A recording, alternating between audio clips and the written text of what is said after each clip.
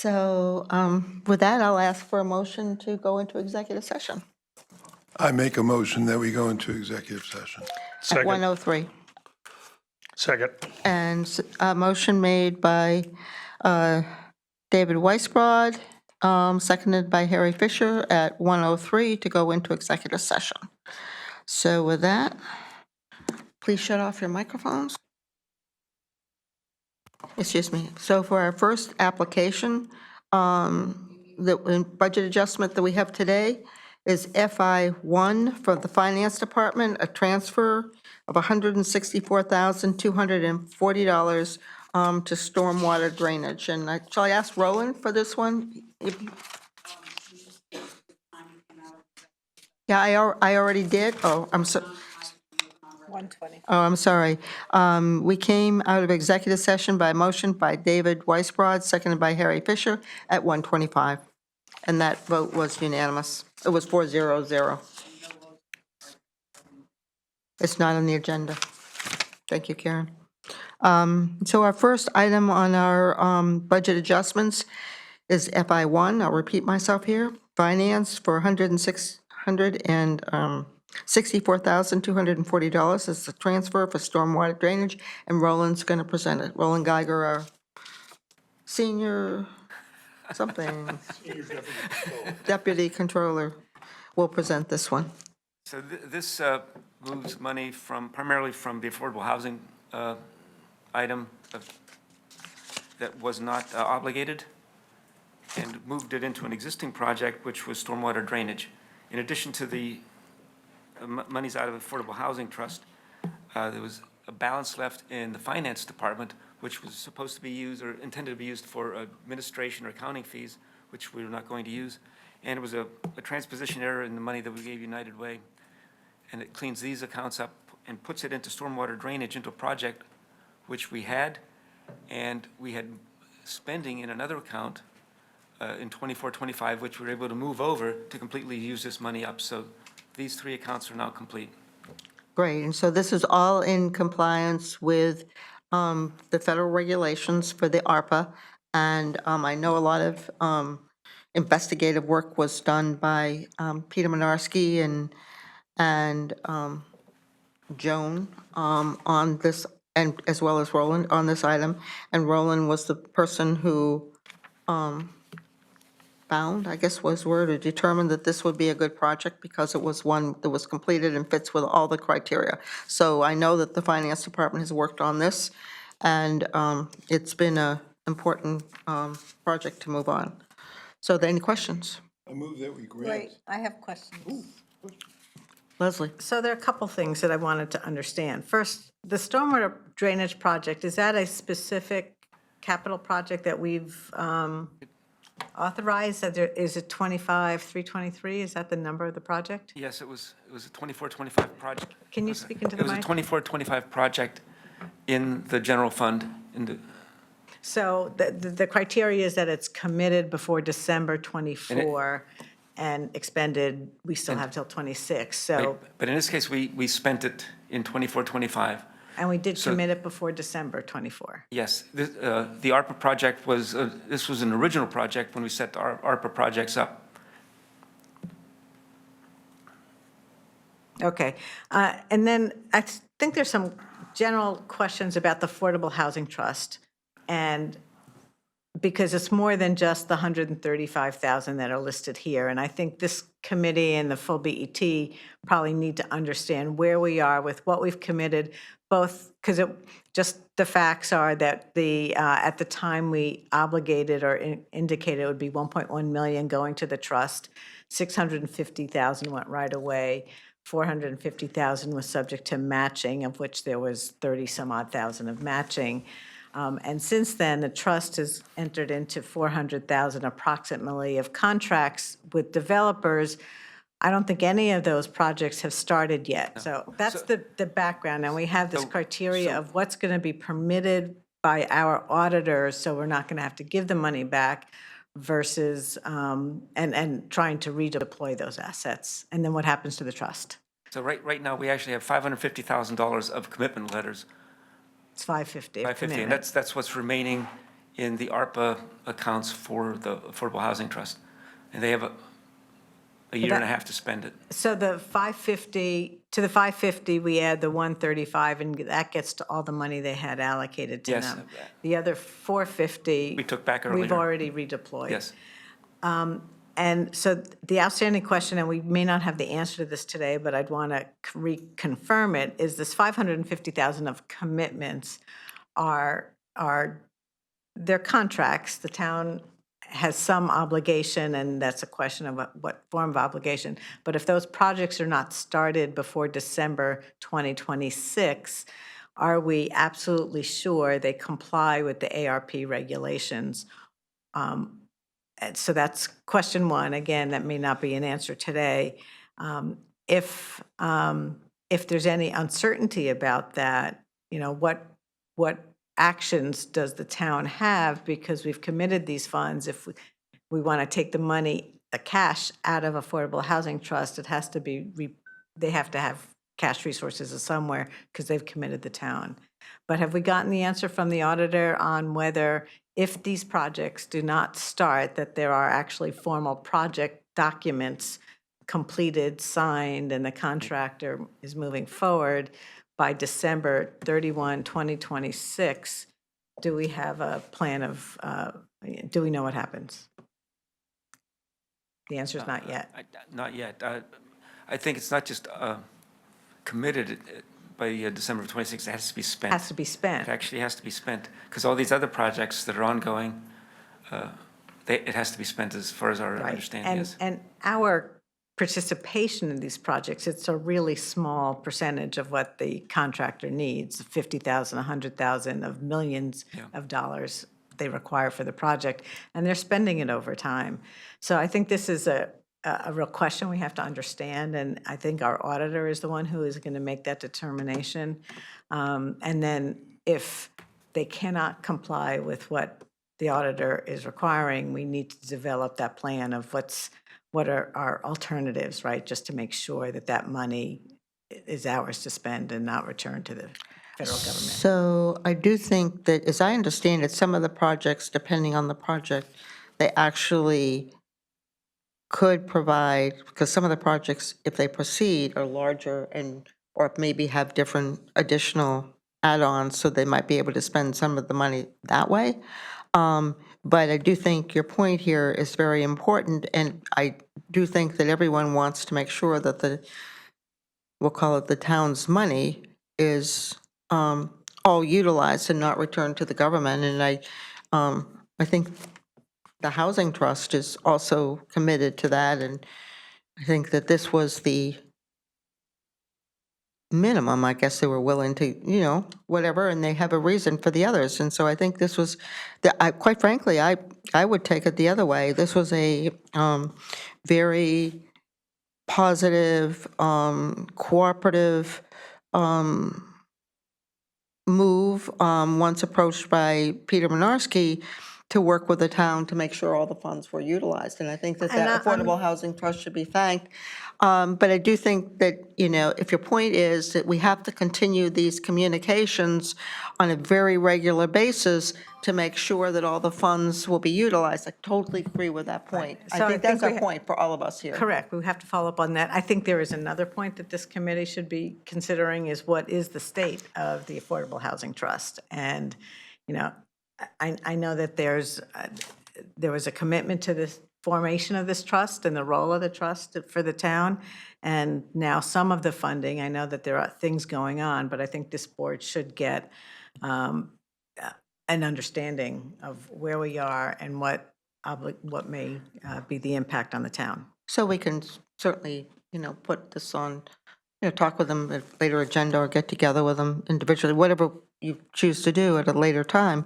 But I would just thank them for their cooperative, collaborative way that they're working with the BET now. And I expect that to continue. I think it's very difficult, and I do understand the issue with them.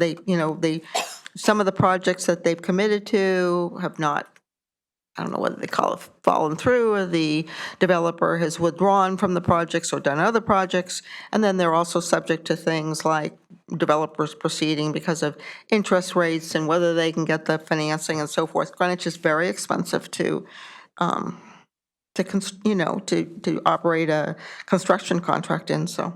Anyway, I think your points are good, and I thank you. So, David, were you ready to give us a motion? Yes. I move that we approve FI1. I would recommend also that it be routine.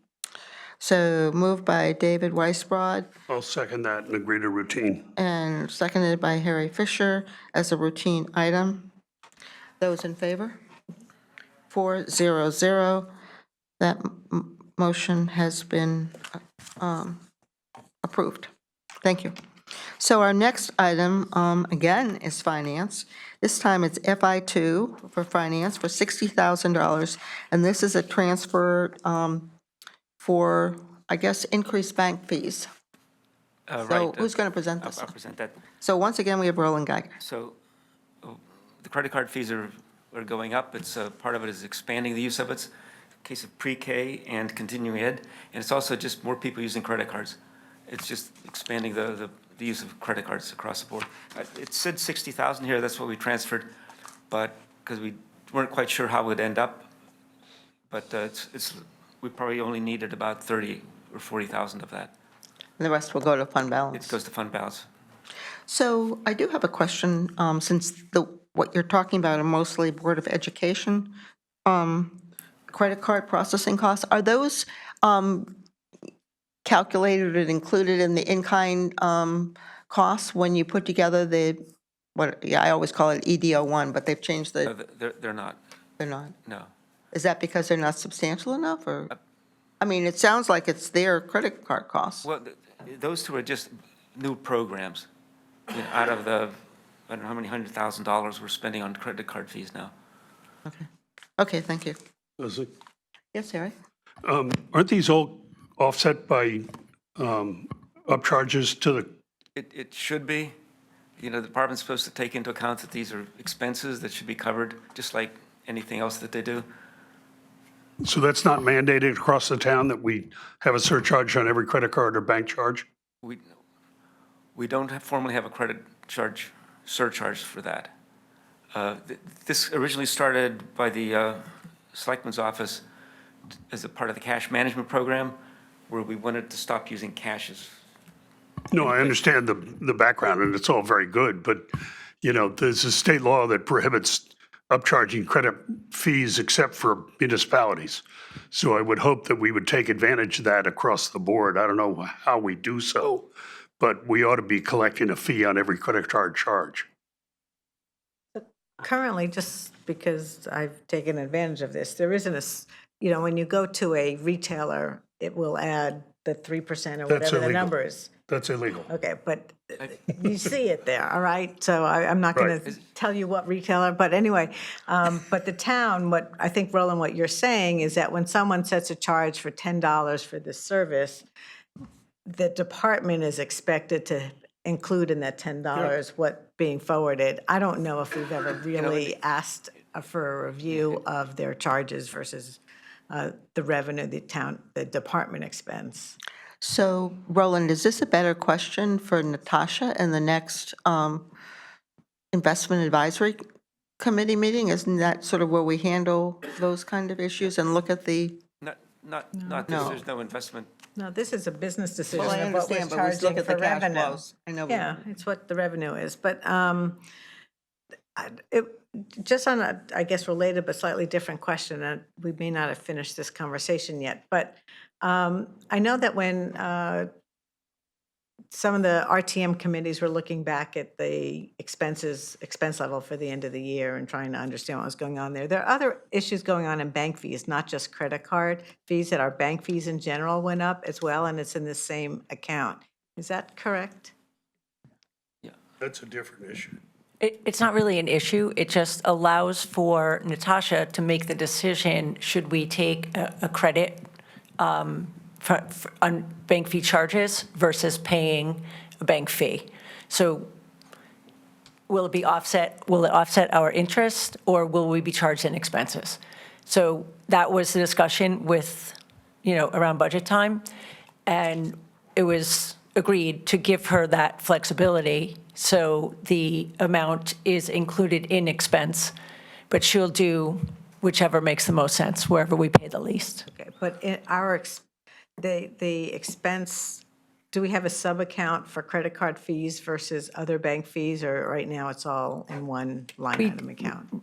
They're all in here. So they're all combined? Yeah, but we can break them out. Yeah, Natasha has them all broken out separately, the different banks and the credit card fees. So, I mean, since Leslie's interested, maybe could just send a copy of the report after the fact. It's not, I don't think that's going to hold up the approval of this. So do I have a motion to approve? Before you do. Oh, I'm sorry. Do you have another question? Yeah, I'm actually, I would have thought that these continuing ed and pre-K programs would pass on the credit card fee to the, to the people being charged. And I do think we need to know the answer to that in this particular case. And so we really should have, as a matter of policy, I always thought it was a matter of policy that when people are using their credit cards, they're charged for the fees that the town incurs. And in this case, I'm hearing, I don't know that we know. I think what I'm hearing, we don't really know. No, yeah. So if it's the case that there are fees being collected, then then we presumably wouldn't need to do this. We would apply the fees against the, the revenue against the fees, and it would net out. They wouldn't net out. No, They Yeah, would- I know, it's in the revenue category. I correct that, it doesn't get netted out, that's correct, you're absolutely right. But I do think, as a matter of fact, we should know, are these, especially before we go to the BET, the full meeting, whether this is simply an accounting thing because there's revenue elsewhere in the budget, in which case, that's fine, or no, they weren't charged to the end user, in which case it's a real additional cost. I think that needs to be determined. My guess is Natasha knows exactly who charges the additional bank fee, who passes it on and who doesn't. So I think that would be easy to pull Okay. together. I think that's that, list, just if you could just send out, if she could send out a little summary report or printout or something, whatever. Karen, you have a question? If you remember historically, when this was first set up with credit cards, we wanted to encourage people to do credit cards. So the fees were not necessarily absorbed in the credit card charge. So I think as time has gone on and the fees have gone up, I think what we need to have departments do is to relook at their fees to make sure they are capturing the credit card fees. I know that, when we first set it up, because I think we were all around, or I don't know, most of us were, they were just trying to encourage the use of credit cards to diminish the amount of cash that Shane hands in town hall. So the fees, the bank fees, the credit card fees were not a consideration. So the special revenue funds, so golf, parking, they do have they pay their own. We're going to see that next. Yeah. They also they get allocated, they pay their own fees. So just to be clear. So do I have a motion to approve this? I'll make the motion to approve $60,000 transfer in finance for bank fees, and I'd say routine. I'll second it, routine. Moved by Leslie Moriarty, seconded by Harry Fisher. The $60,000 be approved as a routine item. Those in favor? Aye. 400, that motion has passed. But if before Monday, if you can just have Natasha send out a little summary, that would be, keep it as a routine item. Okay, our next item on the agenda is Parks and Recreation, 1, PNR Golf, for $10,000, and this is transfer of bank fees, and this is the same subject, but this time it's within a revenue fund. And these costs have been allocated to the revenue fund? They're charged, Treasury can identify who's incurring the fees. So these are charged to the golf course. And the golf course, had a very good year. Revenues are up, and just the use of credit cards is up. So it's a combination of the two. Question? Harry? Wouldn't the revenue from the surcharge go to the golf fund anyway? Well, we don't, It's still the expense line. we don't have a separate fee for credit card surcharge. The surcharge, if you're looking at revenues for them, that's the capital surcharge fee. Is that what you mean? So, No, on the credit card, I think I heard you say the golf fund, or maybe Joan said it, was charging an extra No, fee. No, they're charged their own fees. So if somebody uses a credit card at the golf course, they get charged. Are they It's not absorbed charging by the general card fund. user? We don't know that. Are they what? Are they charging the card user? We don't know that. No, if it is, it's baked into the fee that they're charging for the overall round of golf or whatever. so, We you need the know, report so to I think really in the sort through report, this. if she can also just add, because I have my other side where I actually process credit cards. So if on this, could you just put for like key departments like the golf course, what the actual, I guess the bank or whatever it is, or the processing company, what the processing charges are, because they vary. There's an overall surcharge, and then there's so much, it's really only a few cents per card, et cetera, et cetera. It's not the pass-through that some people here think it is because of the volumes of credit card usage here. No, it's very complicated, actually. Right. But to clarify, Harry, what I was saying is who pays, who actually, needs the appropriation to pay for the fee. I'm not 100% sure that Natasha's going to know who is charging the fee. But we can survey and we can ask. That's But what we need. what we were going to prepare was who pays for their own. And then Okay. not covered by the general Yeah, fund. if you could also survey, I think that would be helpful. We need to nail this down. And also, I think, though, that if we could also just get a handle, I don't want to make the report too complicated, on the volume of credit card items or whatever Natasha thinks is applicable based on her data, so that you get a feeling. I think that there's probably people that don't understand the volumes that come through on some of these, and so therefore the charges maybe in the, cents rather than $2 a card or Leslie, $3 a card. That's not how it works. The fee that is charged to the card company, us, by the card company, has more to do with the average transaction, not the total volume of transactions. Not always, Harry, because again, No, I manage credit cards, so I understand that. I have a separate question.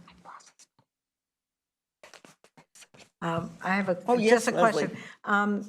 This transfer, as well as a prior transfer, is really for the 25 Yes. books, correct? Do we typically make a differentiation when we're approving something When in we start to get to July? the cusp of the years there, it starts to get confused as to what would put in for financial number 7 versus one for July is. but the difference, and maybe just for. Just thinking for our motion, actually. Right, and for the, just note on here, on each sheet, for For the fiscal full year? BET meeting, just whether this is a fiscal year 25 transaction, and then that clarifies. So, I think that would be great. And so Leslie, do I have a motion? I'll make a motion to recommend approval of the $10,000 transfer of bank fees in the Gulf Fund for fiscal '25 and routine. A second. A motion made by Leslie Moriarty, seconded by Harry Fisher. She's designated this as fiscal '25 for $10,000. Those in favor? 400. That motion has passed. 400. Okay, great. The next one we have is PL 1, which is for the Pratt Library, and for $26,650 for a transfer of temporary salaries.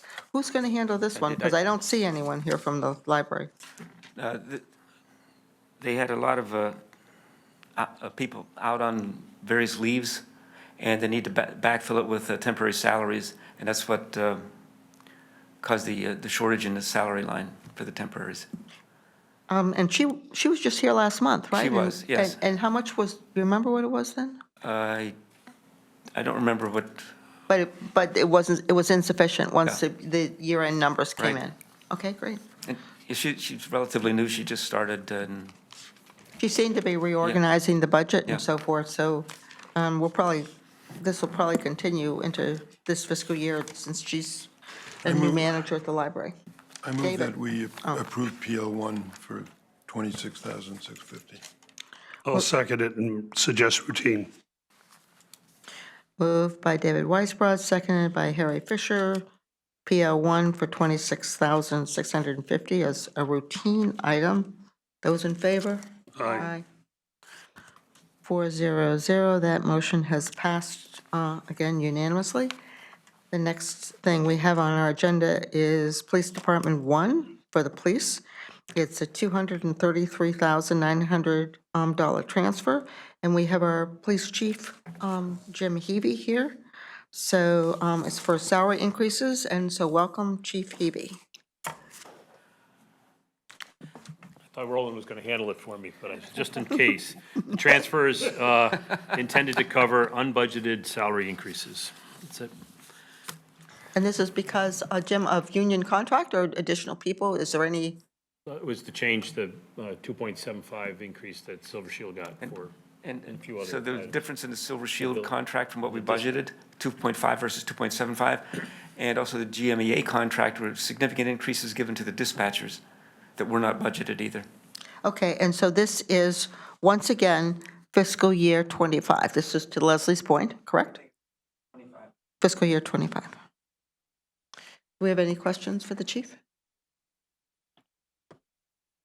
The only, and this is more the finance department, and I kind of went through the numbers again because we have a lot of numbers here that overlap MOCs. There could have been a different way to do it, but I guess this is the more complete way to be able to show the full salaries and overtime, because it still would result in some MOC transfer. So there's a different way it could have been done, but it's fine, and I think it's explanatory. So my question was on what the unbudgeted amounts were, but not amounts, but rationale, but that was already explained. So I'll make a motion to approve transfer for the fiscal '25 books in the police department of, it's $233,900 I'll second that and suggest routine. routine. Okay, motion made by Leslie Moriarty, seconded by Harry Fisher, for fiscal year '25 item, the transfer of $233,900. Those in favor? So that motion is passed 400. Thank you, Chief Heavey. So our next item is, Leo, can you tell whether Stephen Selfs has gotten on yet? So Stephen participated in a recent, I'm sorry, Stephen, he said he would text, and one of the issues here is he was going to get on the phone as soon as he was available. And also, to be honest, I left my phone at home. He was going to text maybe.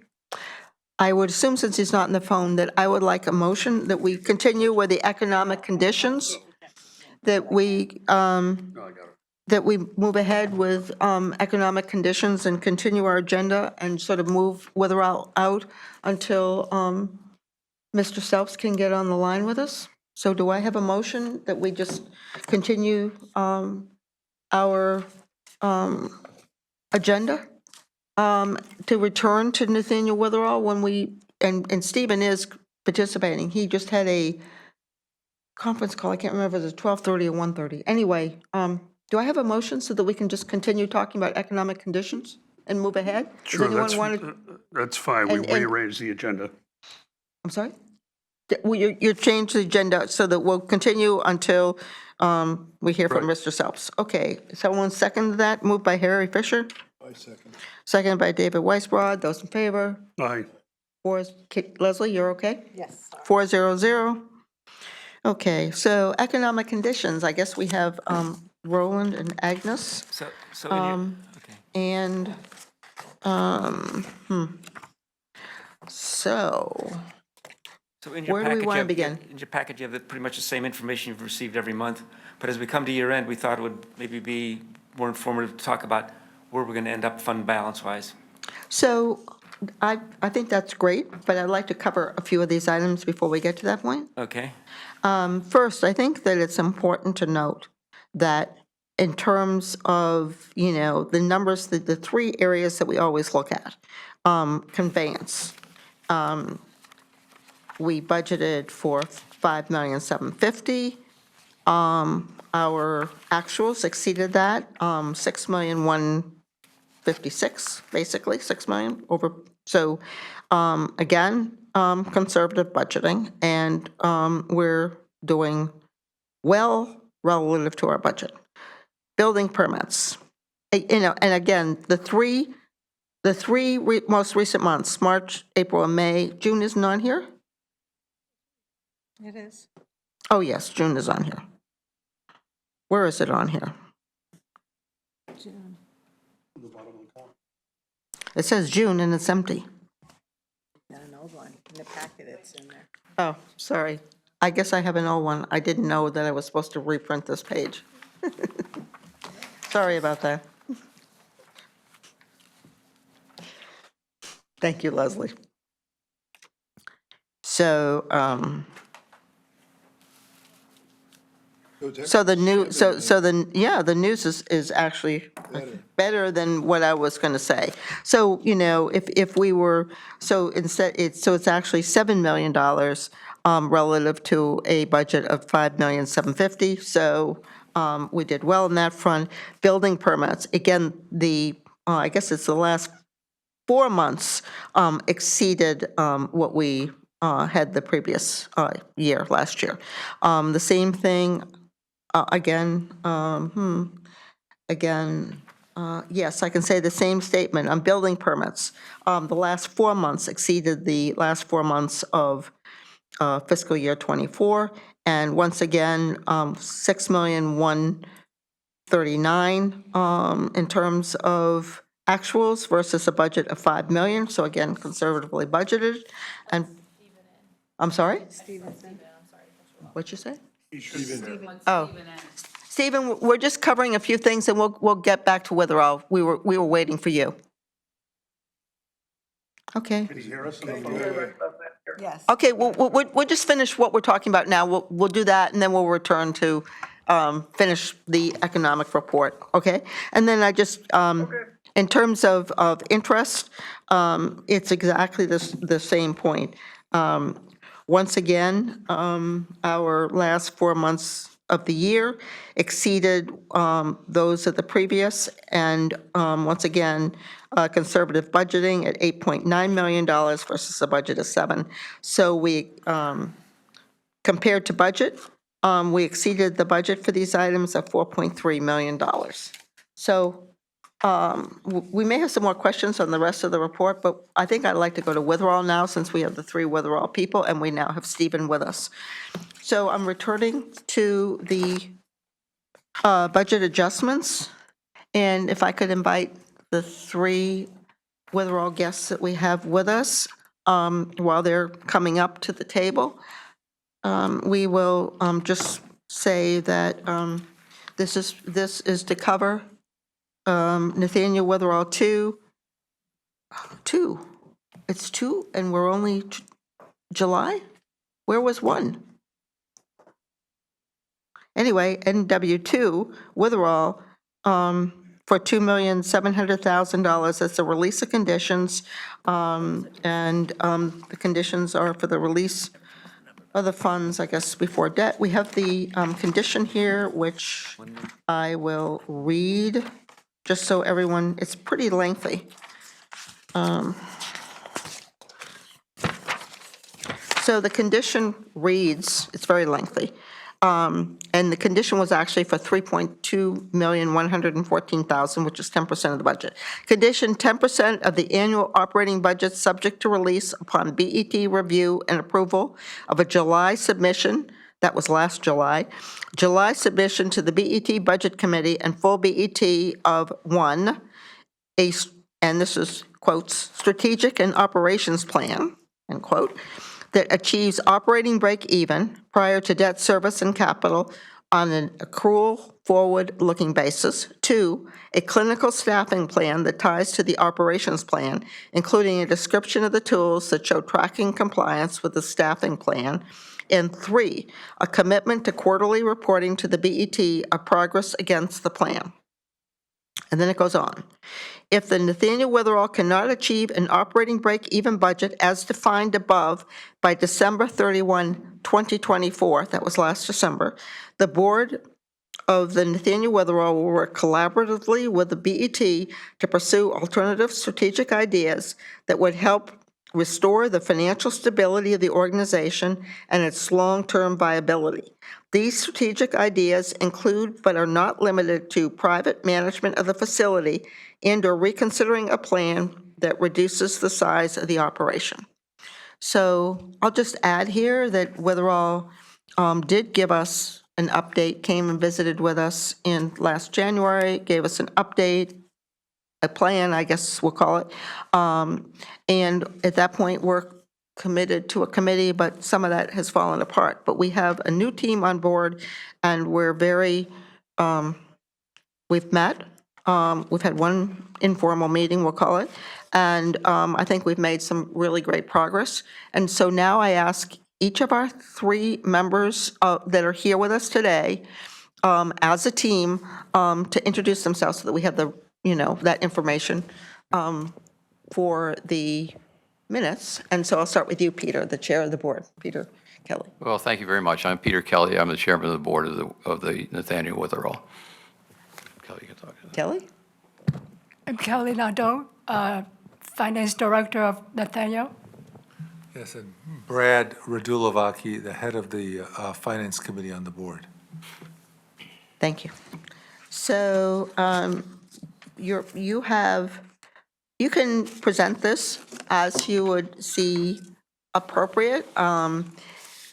You have presented some numbers which are now posted in terms of your actual results.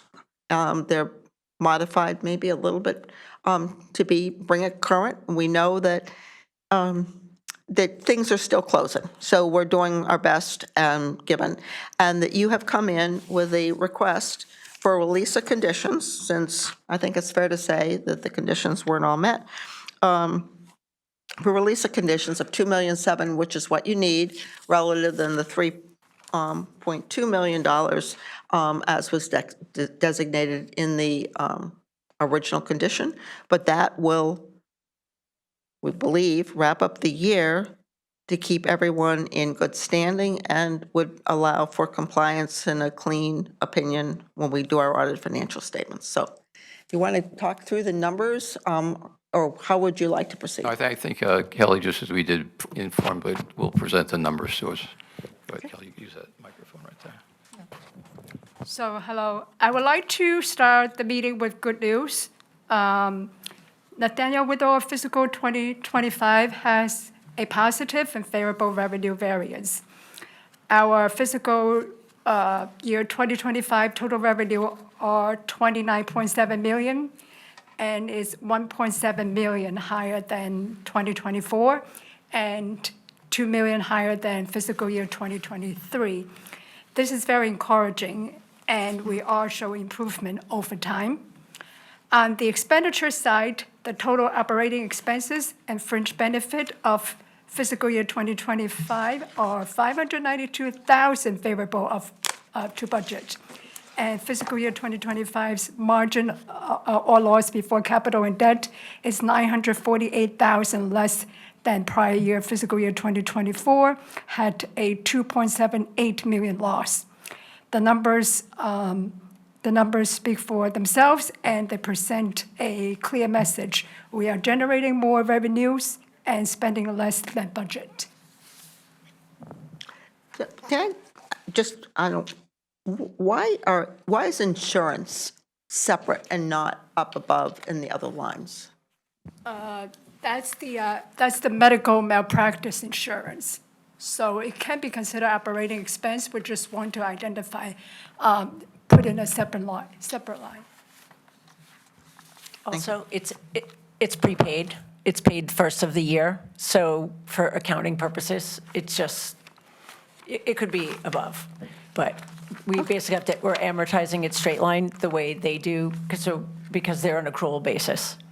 Okay, so shall we just ask our other board members or our other member of the BET is here if they have any questions for Kelly before we proceed and talk about anything else? Is that okay with you all? Or would you rather do something else, Peter?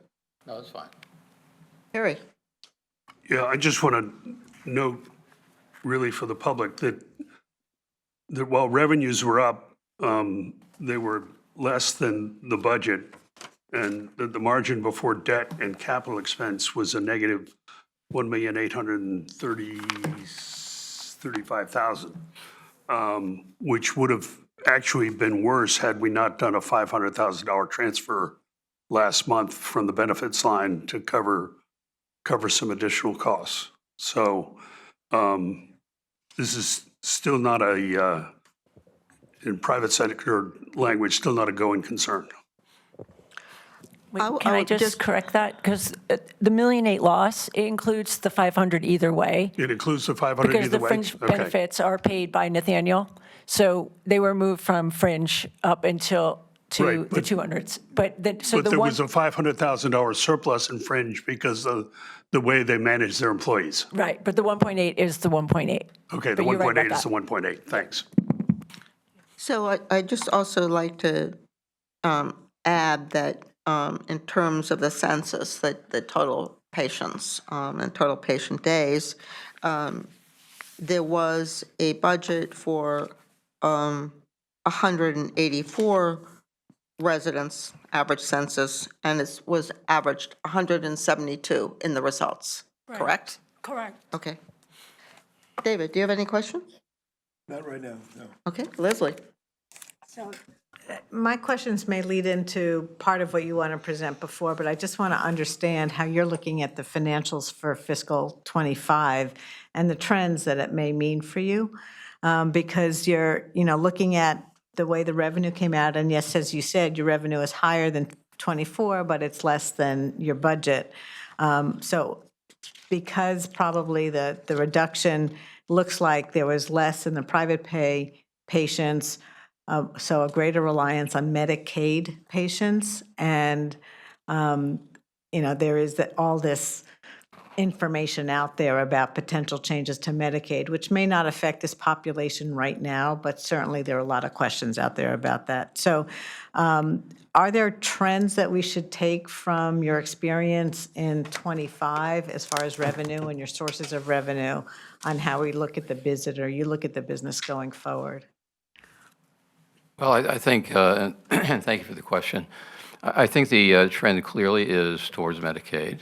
I mean, that is not unusual. In fact, it's happening in most long-term care facilities. And as we look at that, we understand that even if we make up the delta between the 172 average daily census of '25 versus the budget, if it were all Medicaid, it would not be the picture we'd like to see. So one of the things that, and I will talk about that as much as you would like or not like me to, certainly on the rehabilitation side, we see is one of the opportunities for us to make up that delta, and also from a financial standpoint to benefit, because that's where you have Medicare and private pay much more prevalent than you do in the long-term care sector, where it's Medicaid. We also feel it's very important, even with the Medicaid patients, that, or let me back up for a minute, we're not going to become profitable by shrinking our expenses. We have to grow our population. We are a 5-star rated for our staffing, and that's important to keep it that way, because that's going to allow us to grow. But also we have to be ready to accept more complex types of patients to our facility. That is going to take training on our staff. We would not accept more complex patients if we cannot have the expertise to care for them. And so two of the things we're looking for, or at going into the future, is recruiting nursing staff who are capable of taking care of more complex patients, as well as expanding our medical, our physician oversight in the facility. One of our goals, and I appointed a strategic planning committee at the last board meeting. It's being chaired by Kate Tegner, who is our in-house counsel, as well as the vice chair of the board. And we expect at our July 28th meeting to have a report from her in terms of what the plan will be for the coming year in terms of the strategic plan and what will be our short-term goals as well as long-term. And short-term clearly is to bring more patients in. I'll give you an example at Stanford Hospital. We get many more referrals from Stanford Hospital. We do not get many more admissions. And one of the reasons for that, I think, is when families take a look at what the complexity of care we provide versus the complexity of care they view their loved ones need from their hospital experience. We do not have that complexity of care that we could provide that care for, and we intend to do that. So it's a long-winded way of saying that, yes, Medicaid is going to continue to increase. We have to make sure that we take care of those patients because they will be the majority of our patients. But we also have to concentrate on other services and capabilities within the organization to attract the Medicare population as well as the private pay population. You have a question, right? Well, I'm just trying to think about the follow-up to that because and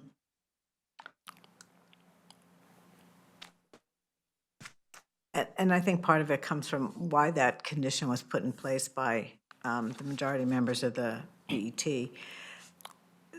The issue on the ability to meet the financial expectations, right? And I think there should be a discussion about the financial expectation of viability of break even before debt and capital. And I think previously, and it'd be good to know whether you think that that's a reasonable target, because the same strategy you're identifying now, and maybe it's different in how it's applied, but you've been attempting this for a year and a half or 2 years, really. And what you're saying just now is there's infrastructure changes haven't occurred to allow that strategy to be successful. You don't have the right trained nursing staff, potentially. You don't have the medical staff requirements that people are looking for. Other changes in the way that you deliver services have impacted your ability to be more successful in attracting the shorter-term care with the higher acuity needs. Is that a fair summary of what's gone on? I think it's a fair summary. I do believe that the past year has primarily focused on financial responsibility, financial management responsibility. Clearly, with Kelly here as the Director of Financial Operations has made a significant difference. And that's not to say that when Joan was the Director of Financial Operations, she made a huge difference. And the fact that Joan has been so helpful to Kelly on site to keep that momentum going is really important. So I think that, again, the last year was really focused on financial responsibility, fiscal responsibility. And yes, are we doing the same thing, or am I saying the same thing we're doing in terms of what our strategy is? The answer, I think, is mostly yes. I think the difference I see now is that because the financial stability is there now, and we continue to improve upon that we can now truly focus on what we have to do to pull the trigger, I think, as Brad Markowitz would say, on the other opportunities, and that is to increase the patient population by increasing the complexity of care we can provide through the organization. And clearly, as Brad, we have two Brads, so we now have Brad R and Brad M, and they refer themselves to that now to their wives even. So the fact of the matter is that Brad R has repeatedly focused on the fact that we have a relatively small area that we draw our populations from, and that's the two major hospitals in the area, Stanford and Greenwich. Norwalk is becoming more of a player, but it's still a small player. And the fact of the matter is that we need to now focus on the medical care that we're giving. We have, I think, a very fine medical director right now, but our medical director is part-time, and we feel that one of our opportunities is to have full-time physician coverage in the nursing home, which will be a very significant game changer, because that is not the norm in nursing homes. And we believe, and Brad Markowitz and I have spoken about it. We're meeting with our current medical director to look at how we can more rapidly pull the trigger on those opportunities, because one of the things that Leslie Tarkenton mentioned, and we were meeting last week, is the fact that we have to get moving on these things, and we're not doing that. And we think that this year will be, and it's not, I shouldn't say a year, but certainly the coming months, we should have within the next 3 to 4 months, I think we need to be able to sit down and with this committee and say, here's where we are, and things are actually moving in that direction. We're not going to wait till the end of a fiscal year to do that. When you look at the business, do you segment, we always talk about the 202 beds, but it's really long-term versus short-term, and there are different approaches and strategies Right. for those, and that is how you discuss kind of your level of services and where your resources go to? Well, I mean, we do have two very different services that we provide. And the majority of our beds are, in fact, long-term beds. And the minority of the beds, 40-plus beds, are rehab. One of the things we are looking at is whether or not we should add additional rehabilitation beds. But before we do that, we want to make sure we have rehabilitation services that will be attractive. And one of the things that, I'm not sure if this committee is aware of it, but they may be that we have put an RFP out through the town to have different new vendors, and our current vendor can apply also, of physical therapy services.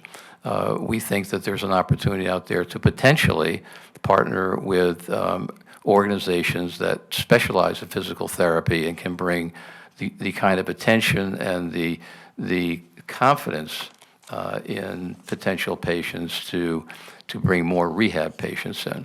And that's clearly, and also from a nursing standpoint and a physician standpoint, nurses are trained to take care of increasingly complex patients. They don't want to just be taking care of long-term patients. They want to have more clinical challenges in terms of what their training is, and that's in the rehab sector.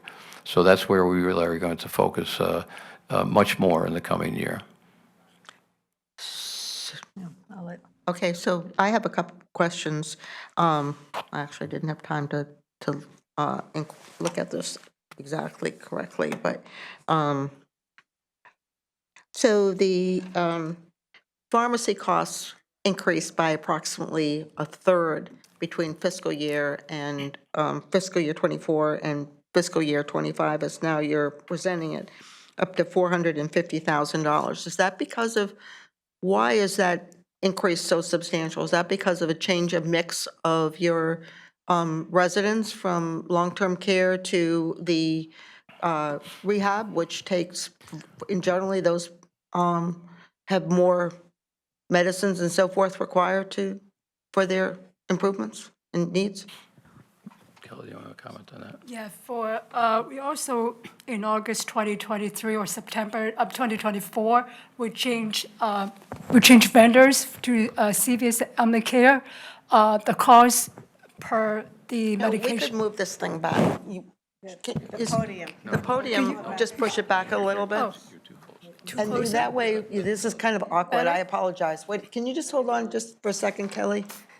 Move back? You're fine, but just if we move this out of the way, then we can, we don't need this for this meeting, so it was there, and so, thank you very much. And thank you, Joan, and thank you, Oh, it's Roland. more visual, okay. So that's better, in terms of, So sorry, for I the asked- pharmacy, is it better? Yes, For the that's much pharmacy better, so we can costs, see. yes. In September 2024, we changed vendors to CVS Omnicare. The cost for the formulary it's more expensive, but I hear feedback from residents and nurses. They said that CVS Omnicare does provide better medications, especially for vaccine or certain medications. The days that CVS can provide medication to the patients is much quicker than the prior vendors. So in terms of quality to the patients, it's better than the prior vendors. Okay, so another question that I have, and I also want to go to Stephen, because he may have some questions here, can you, and I've asked this question before, I just don't have it written down with these numbers. Can you, in terms of the Medicaid revenues, there's a certain dollar per day per Per person per resident day. that relates to the debt service. And so can you please tell us of the 50,856 or 857, however we round it, for your 62,839 days, what is our, what of that number represents what should be used for debt service? It's $16 per patient per day in the Medicaid reimbursement rate.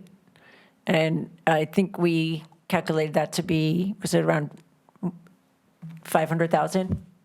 Well, 16 If you take- times 62,839 would be substantially more than that. I mean, That's not all Medicaid, 62,000. do we We know did how that at many the meeting on Medicaid Friday. days? Kelly, do you have the It is Medicaid? 41,996, Yeah.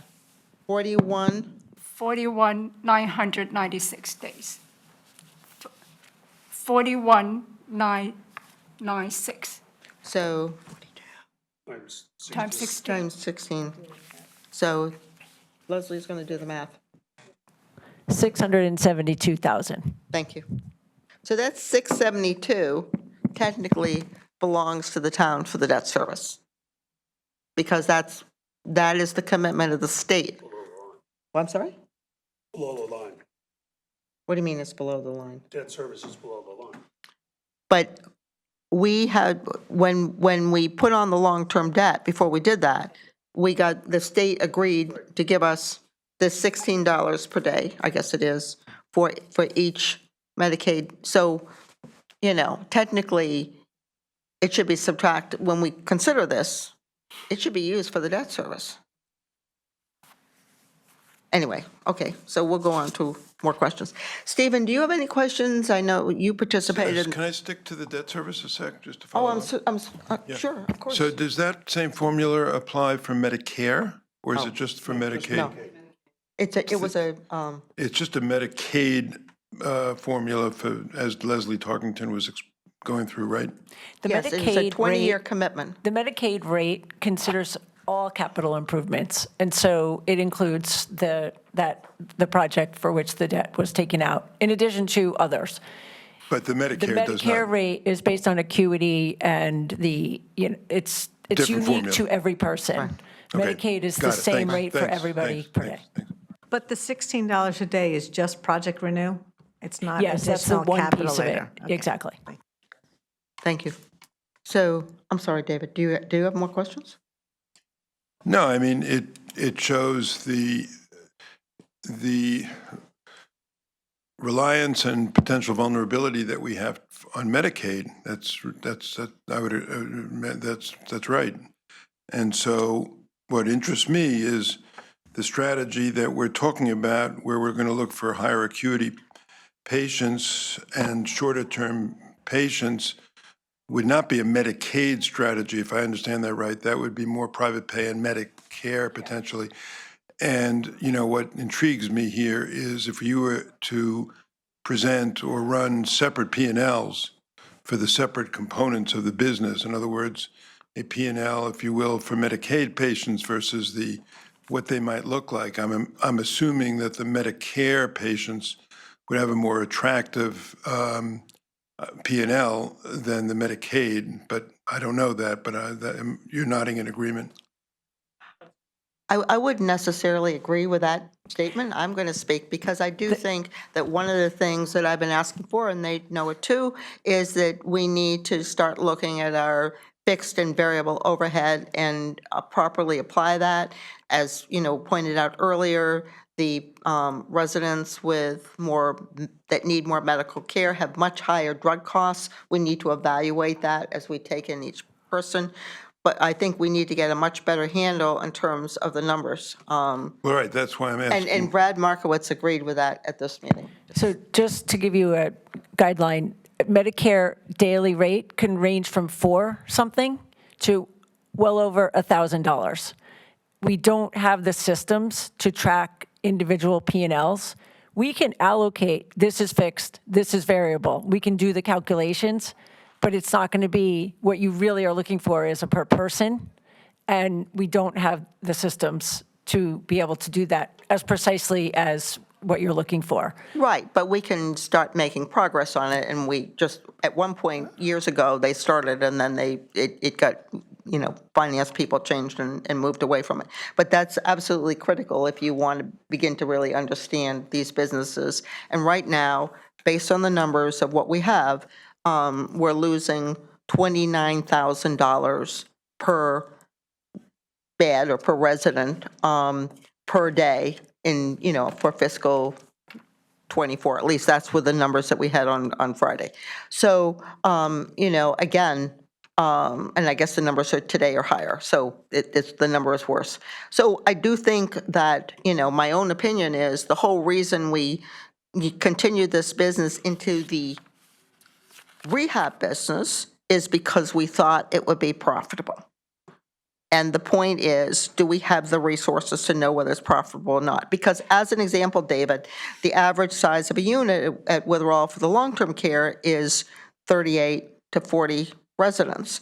The average size of the rehab is 21 beds. So, already you've doubled your, nurse overhead, your space overhead is substantially greater.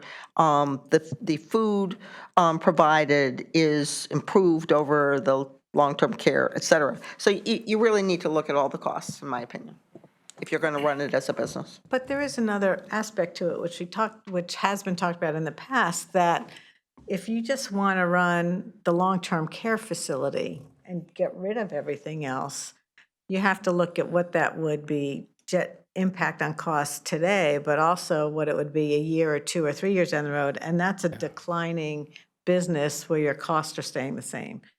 Yeah, if I could just make a comment, I'm not sure. I will say I respectfully somewhat disagree with what Leslie Tarkington said about the cost of Medicare versus Medicaid. Long-term care patients increasingly are requiring more medications and more complex medications.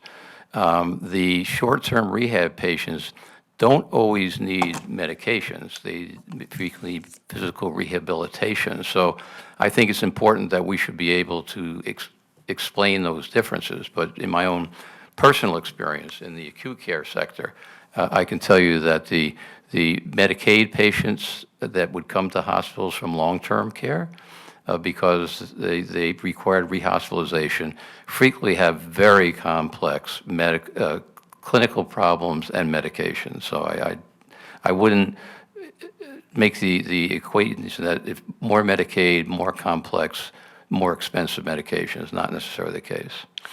Well, the bottom line is, for the most part, Greenwich offers wonderful care, support systems for our residents, so that it is true that people are going to long-term care facilities when they're much older and probably sicker because of the level of support systems. But anyway, the reason we have Witherall was for the long-term care. And the reason we went into the rehab business was to try and financially support it. And so unless you divide up the numbers and really begin to understand your numbers, and it's hard to sit here and discuss this without the details. But I think, as I understand it, there will be some number improvements. Right, Brad? Yes.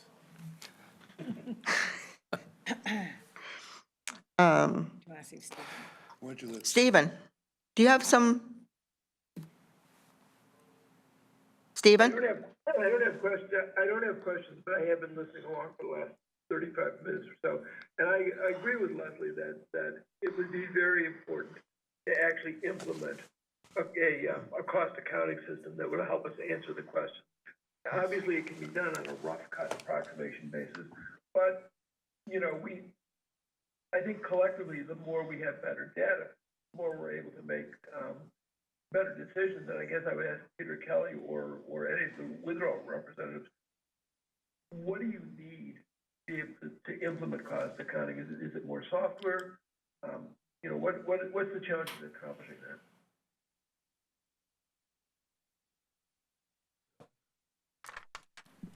Well, I mean, that's a very loaded question. For example, I could give you one example. The current EMR system that is used, PCC, which is very common, and Nathaniel went to it 2 years ago, we don't use it currently for the revenue cycle, you know, so we're a little bit disjointed there. John Mastronardi, the executive director, has thought about, should we bring the revenue cycle back on so that you have all that data in one place? There are probably modules within PCC, since it's used everywhere, that would allow for more cost accounting. That's just one example. You know, when we look at a food, you know, dietary bill, we would need more data. So in every area, we would need more data. I think I had done some of these calculations. I think I had reviewed them perhaps with a couple of you a year or so ago. When you do it manually, trying to do it topside, there's a lot of gray. So I don't know that there's the staffing either. It's, you know, you're looking at the one person that does all of the accounting and reporting and also following up with every single department on their budgets and what they're spending. So I just don't know that we have the resources, but, you know, we could further discuss that in more detail offline. That's my thoughts. Right, Okay. yes. So are we ready to talk?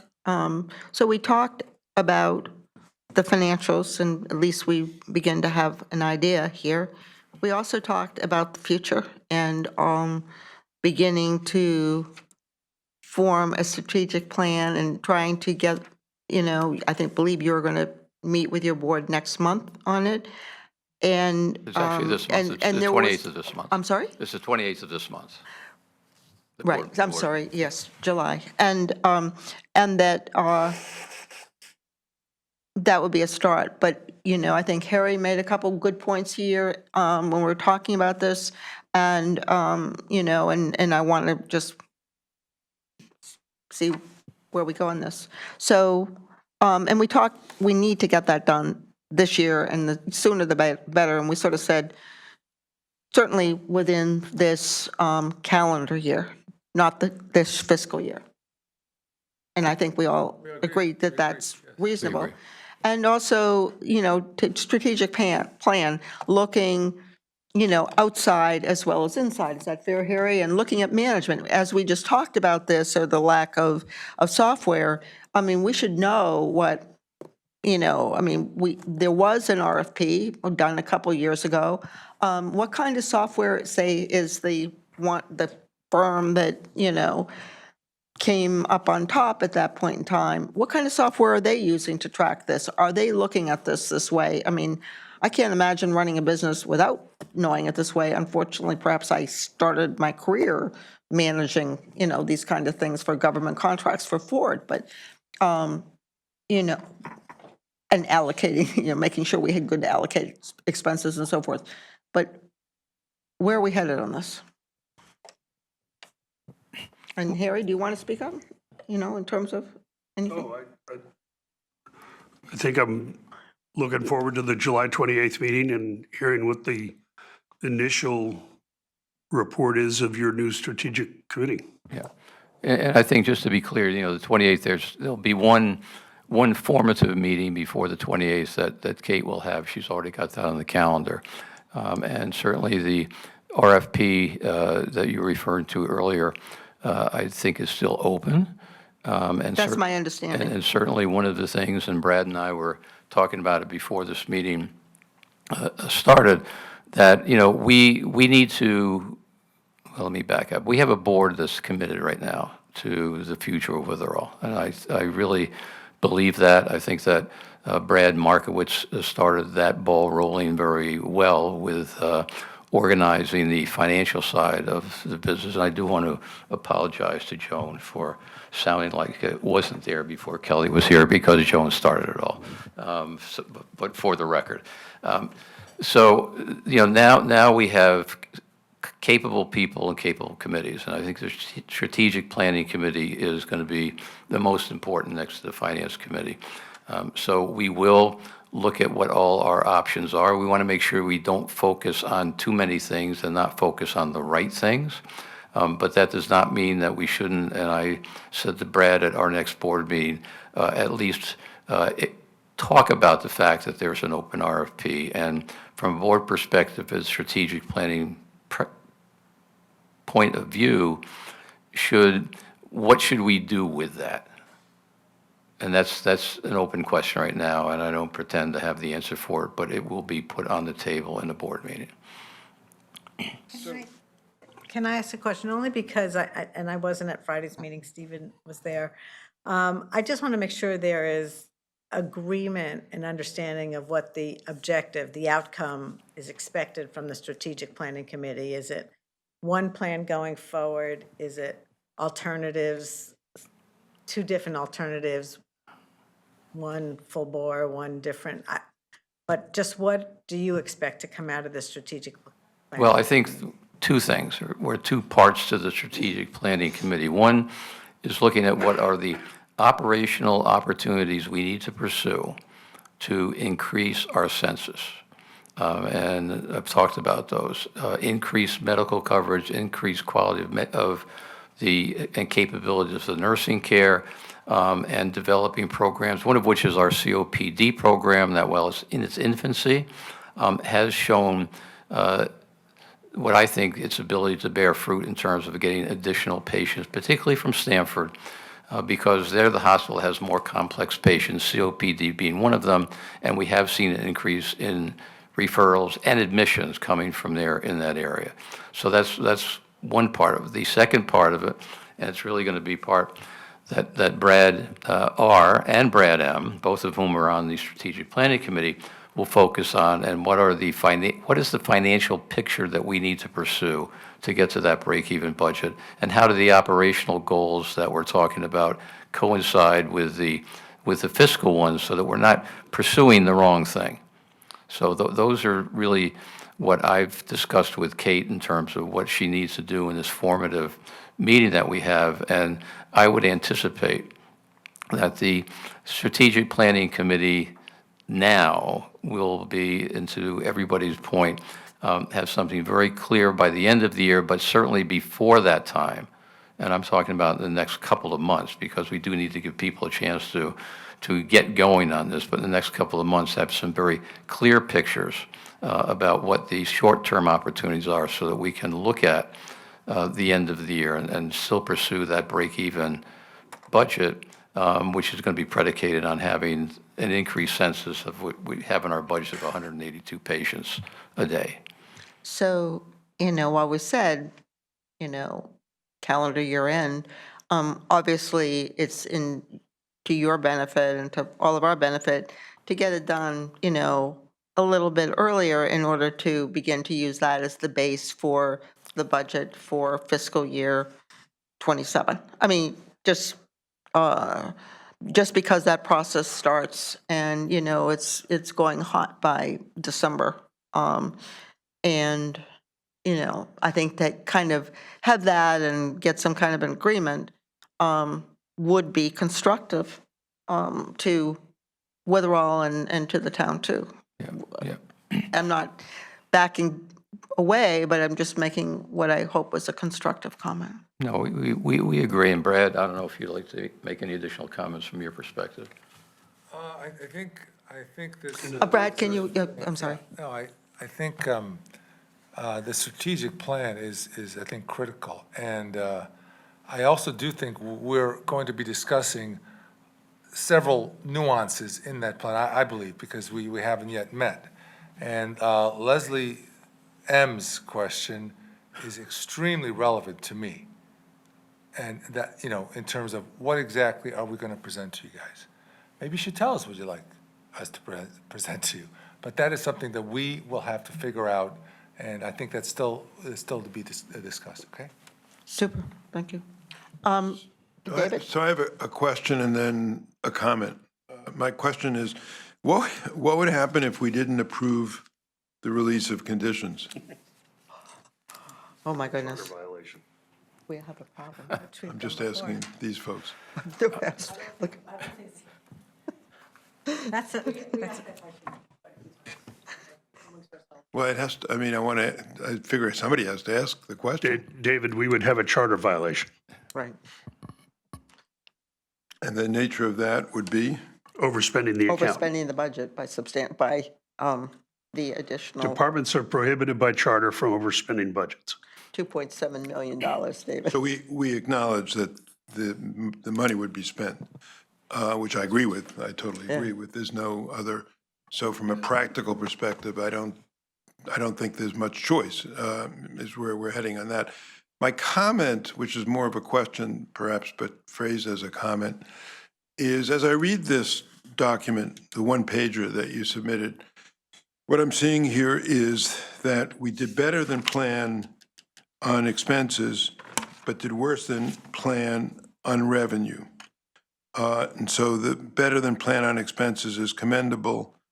The worse than plan is perhaps and this is a comment, but maybe more of a question, a function of lack of success in executing the plan to go for the higher acuity patients and the more rehab patients, which would have increased the beds and increased the revenue.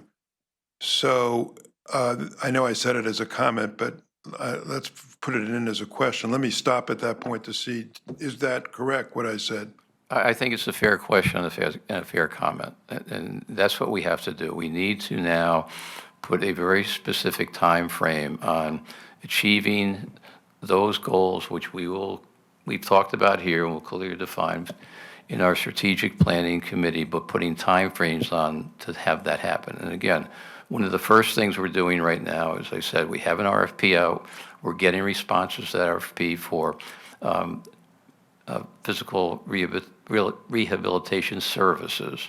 And we do believe that at least one of the organizations that will respond will have a significant, if their proposal is an acceptable one, to jumpstart the population that we have and the size of our rehab. So that 40-bed number that we have for rehab, I mean, you may want to wait till the strategic plan, but where do you see it potentially, or in the next fiscal year, going to?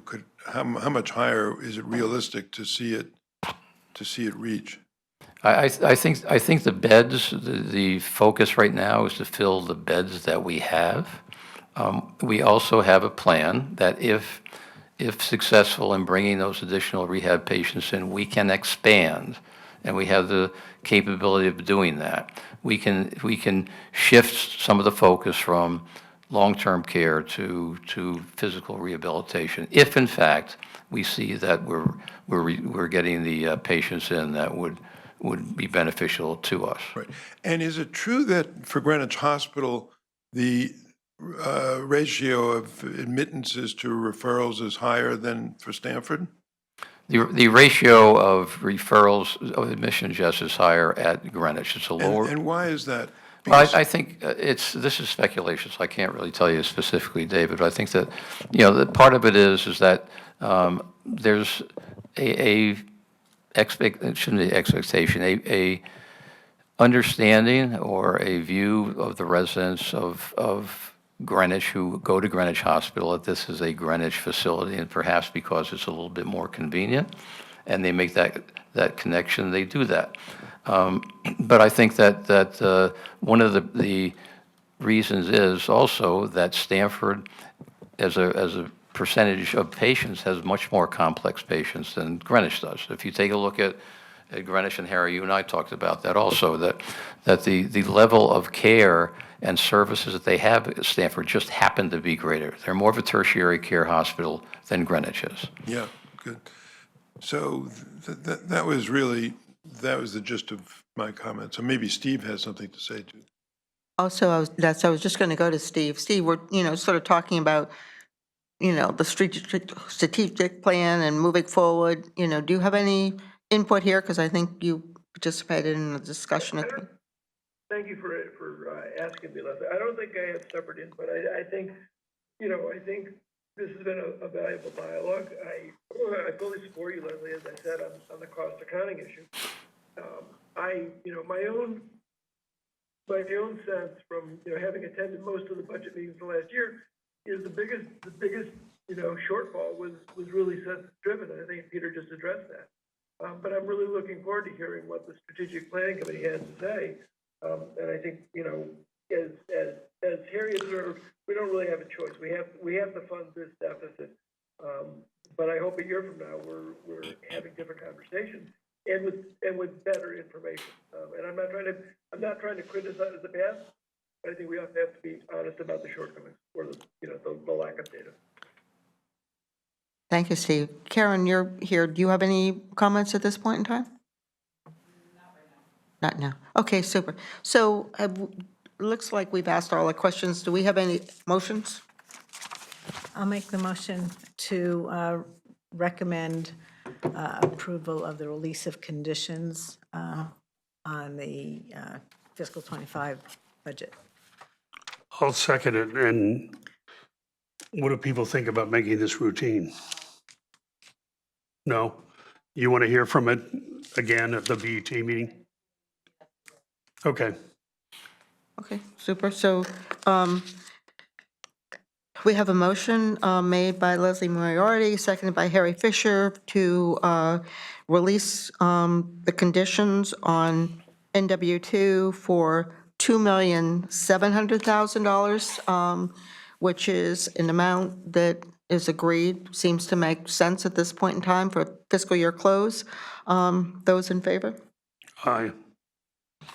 And so that motion is passed 4-0-0. Did I say that it was non-routine? If I didn't, I meant to say it. Okay. So thank you very much for joining us. And it looks like you will have to join next Tuesday evening's full BET meeting. Monday. Excuse me, next Monday's, right, we're busy Tuesday. Next Monday's meeting at 6:30, but Harry will give you an idea of what time this would be. Thank you very much for coming. Yeah, we'll publish the agenda, but the meeting starts at 6:30. Since everything else is routine, I would imagine we'd get to this fairly quickly. Thank you. And thank you, Steve, for joining us. Appreciate it, because I know that you already had scheduled some items, so appreciate your participation very much. Thank you. Bye, Steve. Bye. Or you can, Steve, you can keep listening. Oh, yeah, we're only going to continue to talk about economic conditions, so let me just make sure that, so we talked about,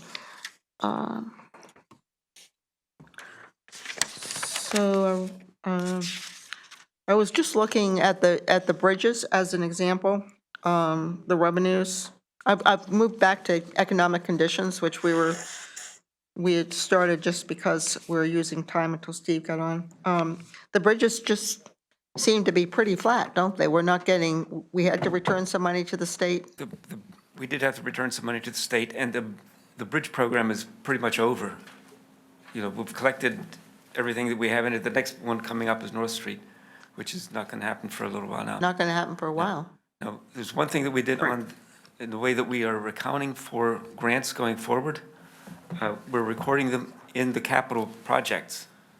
So if a project says it's $5 million, we're going to get $1 million. We now have revenue accounts attached with that. If it's in the Z fund, we're going to record it against the capital project in the Z fund, but then we're going to give it back to the general fund because 100% of the Z fund projects were paid for with tax dollars. Right. So if we get a grant, then we give that back. And we have a place where we're recording this because it's a transfer. If you look in the accounts,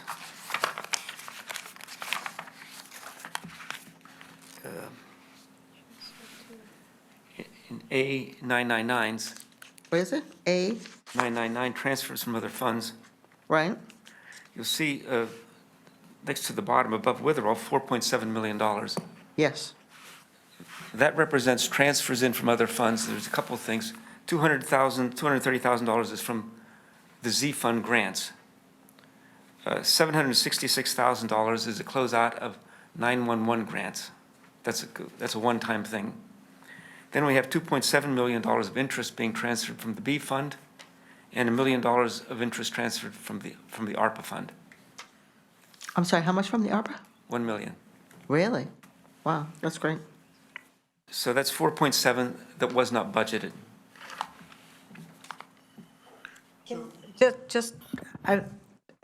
You're looking at, it's, all right, our packet's not numbered, I'm on page 16.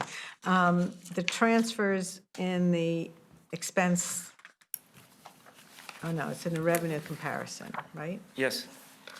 So there are, for 999,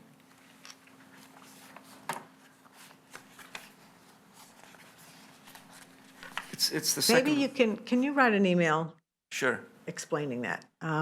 There are It's the 10 second, lines of 999, and there it's are, the second one up from the bottom of the general fund. Here, do you want to look at this?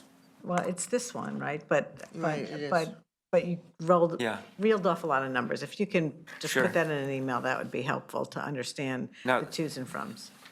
And this revenue from the B fund and the Z fund, it is a good chance that it will continue because next year we're going to put more bands in because of the construction of the large school projects. So there's going to be a lot more money out there earning interest. And if the rates stay kind of where they are, we could be looking at another $4 million or so a year. Really? Wow. Well, that's good to know, Roland. Always like positive information. Thank you very much. I'm just looking, see if I had any other questions, or, So okay? I've got a remedial question. So in the sheet, the one pager you handed out, Yes? Oh, we didn't go there yet. oh, okay. We're just, if you have any questions on any of this. No, I wanted, No. Okay, so we'll ask them to go through this once everyone's finished any questions. So do we have any more questions on the rest of the packet before we get to the additional page? On the revenue comparison, just in finance administration, our interest income was lower, but we have more interest in other line items. Is that, am I reading this correctly? Just on the revenue comparison in account 130, in Department 130, interest earned on investments is lower than last year's. 9 million versus 9.5 million. We did a little bit better on that.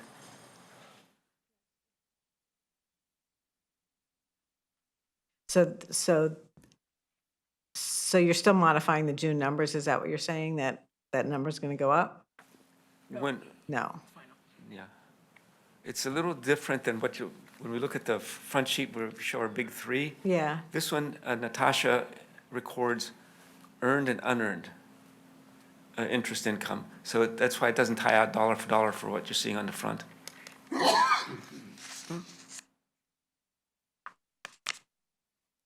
okay. That was explained. I'm just looking, I know that we had lower tipping fees, but that probably resulted in lower expense for hauling solid waste, is that? The tipping fees is over $400,000 favorable on the expense side. Okay, so that more than offset the lower income. And we did, by the end of the year, did get the state grants for both ECS and, well, Medicaid was higher, but ECS and also excess cost. Right, they're that looked higher good, didn't than- it? Yeah, that looked good. Sometimes we don't always get that, Yeah, no, I thought that was great. yeah. And all right, so that's it on my questions. Great. Okay, so, David, you still have questions on these pages? Well, it's on the revenue piece. So so we before- haven't gone to this. wait a I'd like them to go through this, all of this, and then they go will through it, present yeah. this. Okay, I thought you, okay, fine, whatever, we'll get to it. Do you have anything more on this? No, never mind, we'll get to my question. Okay. Does anyone have any more on this? On- Okay, When so, you say this being revenue, no, I'm talking about Even any the of these expenses sheets, too? Okay. not to this, but but, just to point out our year-to-date expenses, to make sure I'm reading this correctly, our expenses for fiscal '25 versus '24 were 2.4% higher this year than last year.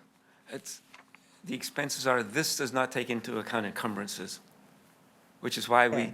when we get to the end of the year, encumbrances kind of become part of the expense line. Right. and when will that happen, and when will you be showing us that? Or do you never show us this? This includes encumbrances. Okay. This is going to be the fund balance estimate on Okay, a budgetary so basis. are we saying that we want to go to this, or you're not ready for Well, I'm this? just to make the observation, these may be more observations than questions. So our expenses before encumbrances, and I get that encumbrances cover both things for fiscal '25 that we just not have yet been paid or invoiced, but it may also include some preparation for fiscal '26. We know that departments do some pre-buying, if you will.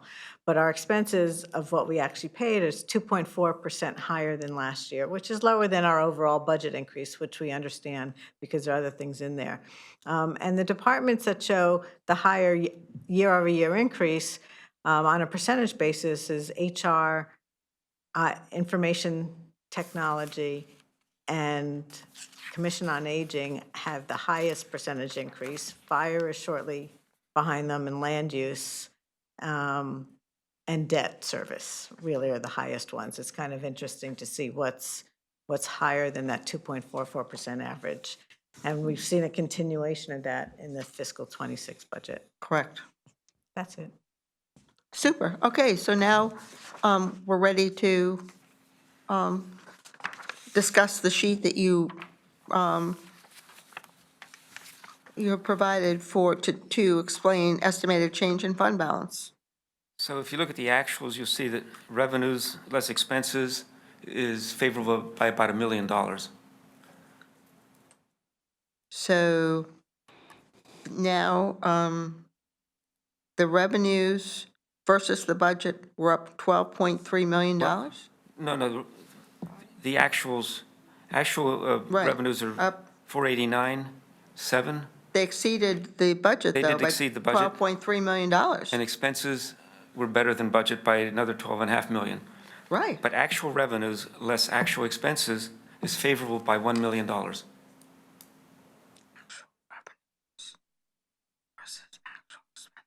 you're including the fund balance, but yeah, change. Yes. Now, Leslie, even though we were favorable by $12 million, remember, we financed the budget with $23 million of use of fund balance. So we have to make up $23 million between revenues and expenses. And we made that up, and we have $1 million left. The Board of Ed said it's going to take $2.5 million and put it into a non-lapsing account, which means on a budgetary basis, we have a negative fund balance of about $1.5 million. Because of the new action by the Board of Yes. Education. Okay. Now, remember, this is an estimate. We still have the 60-day accrual for revenues. We still have taxes coming in plus other revenues, but we also have 60 days to record unrecorded liabilities.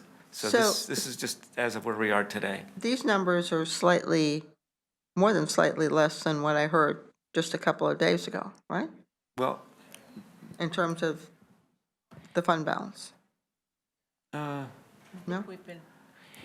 If you recall, the past couple months, Pete was estimating a deficit of about 2 million. That's the ballpark that we had been in. That was assuming break even for the Board of Ed. So the Board of Ed is now estimating that they will have a surplus of about 2.75 or 2.68. And, but they're only requesting to put 2.5 million into the non-lapsing account. So, We don't see the 2.8 on this chart. So they have 2.8 that they have 2.8 million of actual, Surplus. I think it's Of actually, surplus. that was, the final 2.8? number as of now is 2.67, I think. So around 2.7. But aren't you assuming zero on this chart from the Board of Ed?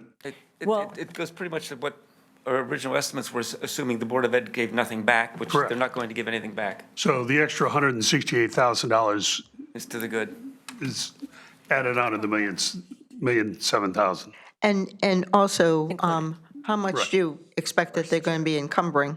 That's also included in the That's already- expenses side. That's also all, it's complete. They're at 4.6? $4.6 million encumbered. 4.6 Board of Education and $4.6 million of That's in income. these numbers. Yes. Yes. It's in these numbers. And what was the Board of Education last year in terms of encumbering? 4.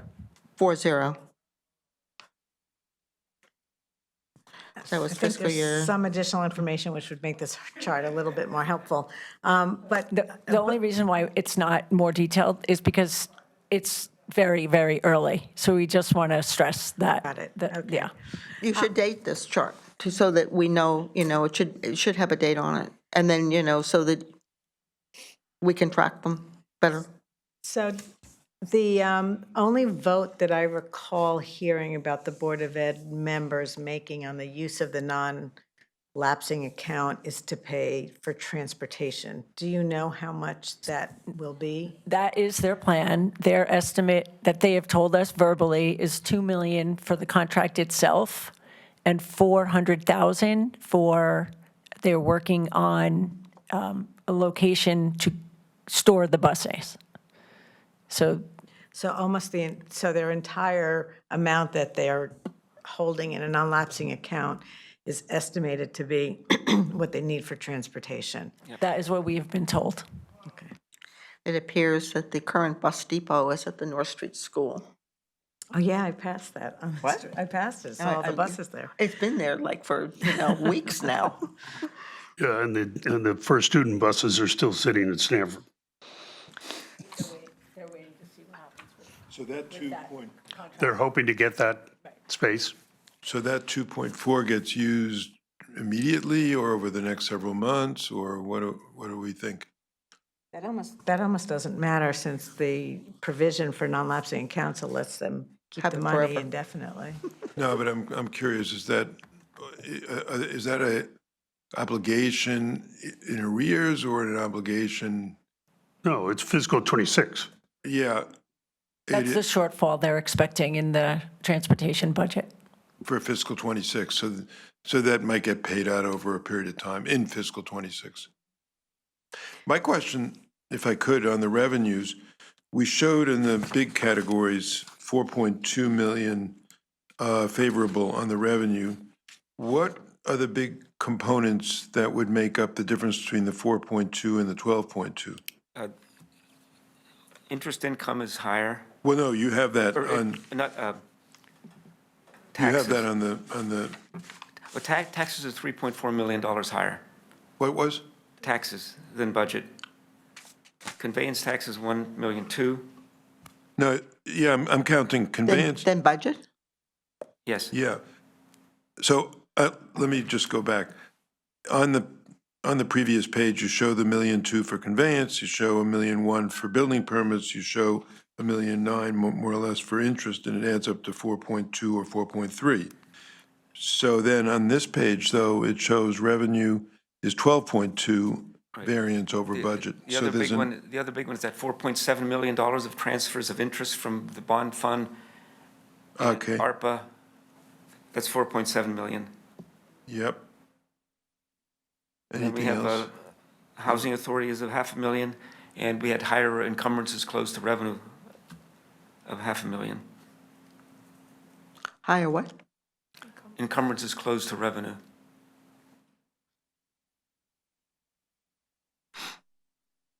So the big one, in addition to the 4.3, is the bond fund.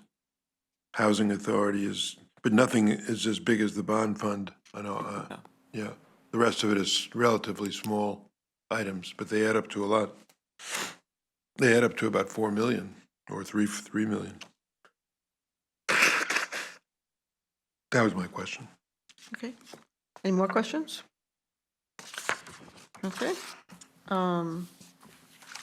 So Leslie, you said I haven't looked at any, your comments to the minutes, so No, we I- defer that until September, is that the Yes, idea? I Okay. circulated comments on the Okay, minutes. so, I guess, hopefully our next scheduled meeting is September 9th. And so hopefully we don't have to meet in between now and then, although I always enjoy seeing people. I think it's better to have the time off for a period. So the next point would be, I move adjournment. so Harry's moved to adjourn, I'll second. seconded by Leslie Moriarty. Those in favor? All right. 400 at 3:05. Thank you very much. Have a good afternoon, good week.